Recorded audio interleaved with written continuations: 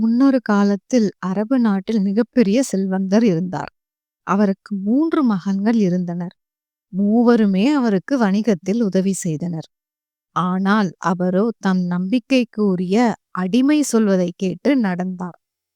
அதனால்தான் செல்வம் பெருகியது என்று நினைத்தார். தன் மகன்களை விட அந்த அடிமைக்கு அதிக மதிப்பு கொடுத்தார். திடீரென கடும் நோய்வாய்ப்பட்ட செல்வந்தர் படுத்த படுக்கையாக கிடந்தார். வஞ்சகனான அந்த அடிமை தன் விருப்பம் போல அவரை உயிரெழுதச் செய்தான். சில நாட்களில் செல்வந்தரும் இறந்துவிட்டார். அவருடைய உயிலை படித்தனர். அதில், இந்த செல்வம் முழுவதும் நானே ஈட்டியது. என் விருப்பம் போல செலவு செய்யும் உரிமை எனக்கு உள்ளது. என் 3 மகன்களும் என் செல்வத்திலிருந்து அவர்கள் விரும்பும் ஏதாவது ஒரு பொருளை மட்டும் எடுத்துக்கொள்ளலாம். மீதி உள்ள என் செல்வங்கள் அனைத்தும் என் நம்பிக்கைக்கு உரிய அடிமைக்கு சேர வேண்டும் என்று எழுதியிருந்தது.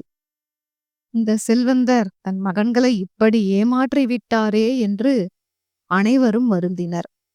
மூத்த மகன் விலை உயர்ந்த மாளிகையை எடுத்துக்கொள்கிறேன் என்றான். 2வது மகன் செல்வந்தருக்கு சொந்தமான வியாபாரத்தை கேட்டு வாங்கிக் கொண்டான். கடைசி மகனை பார்த்து, உன்னுடைய விருப்பம் என்ன, எந்த பொருள் வேண்டும் என்று கேட்டனர் பெரியவர்கள். இவன் எந்த பொருளை கேட்டாலும், மீதி உள்ள பொருட்கள் அனைத்தும் எனக்கே சொந்தம், நானே பெரும் செல்வந்தன் என்ற மகிழ்ச்சியுடன் நின்றிருந்தான் அந்த அடிமை.